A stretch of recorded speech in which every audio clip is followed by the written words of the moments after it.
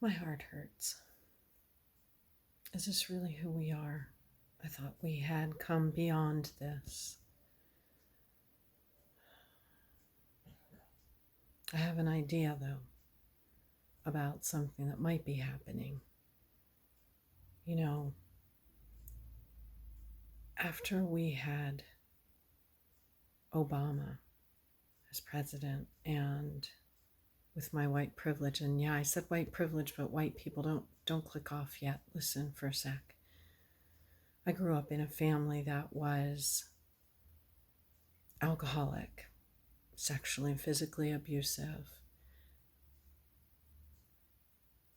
really difficult and challenging financially, mentally, emotionally.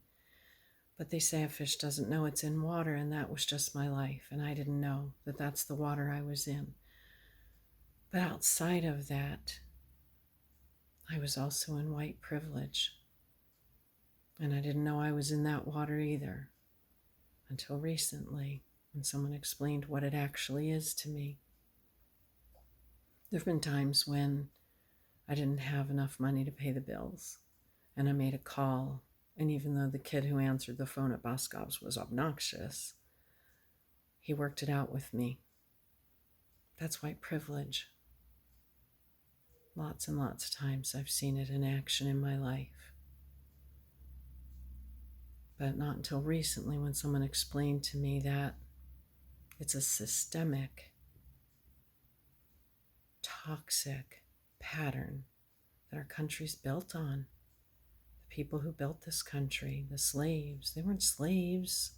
They were people who were living their lives in a beautiful country, productive and loving and kind, and they were stolen and brought here.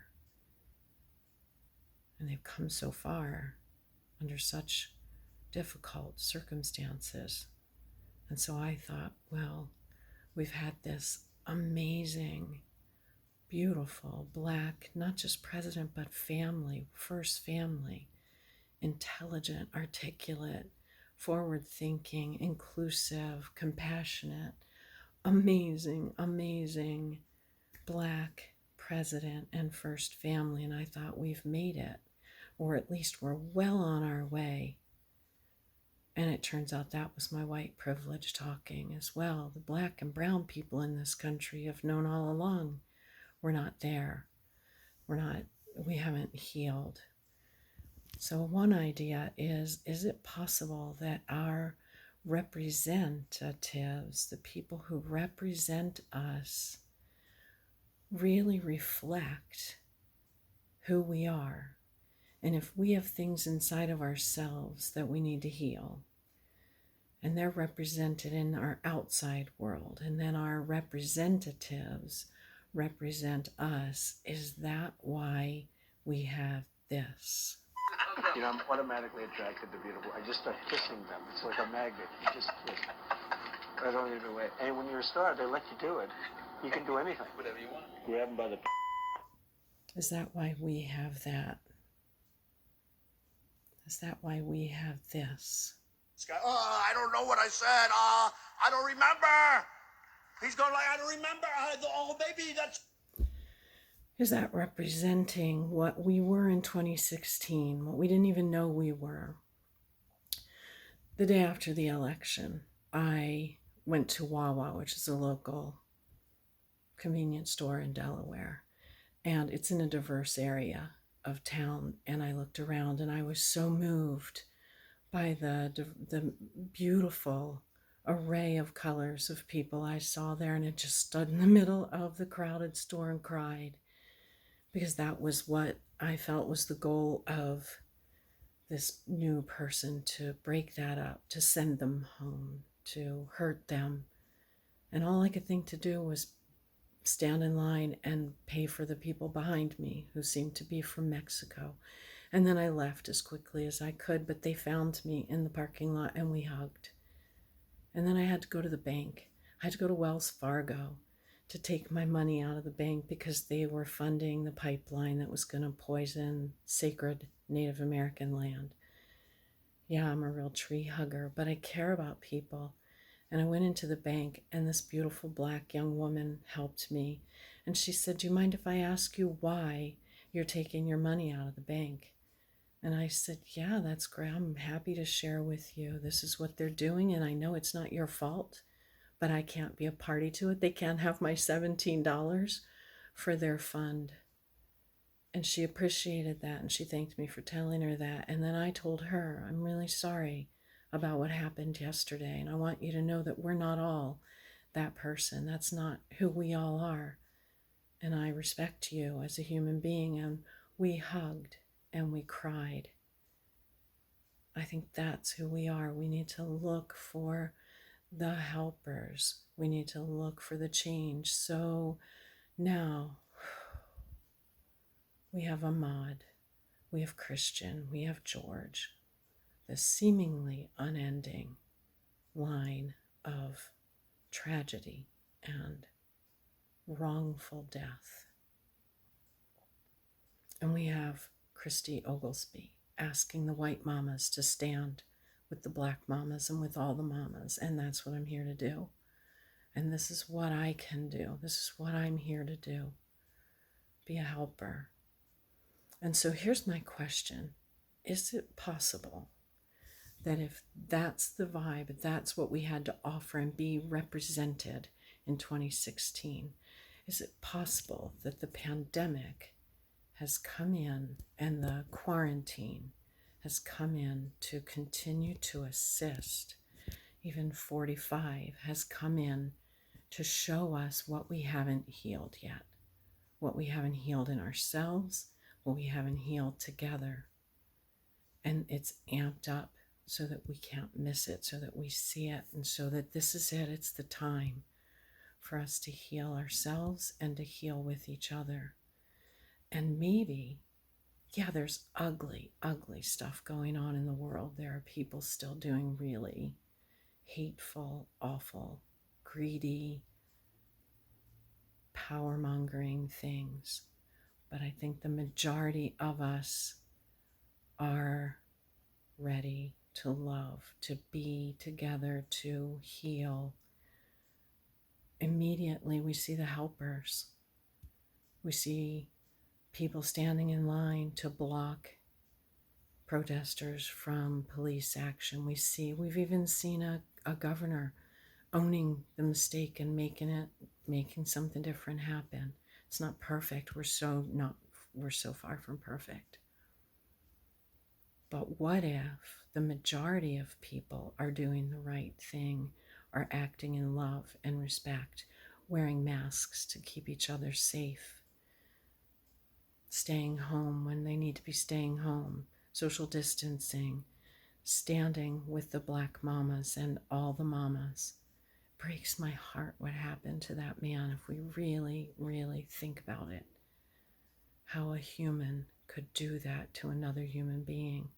We need to heal that stuff.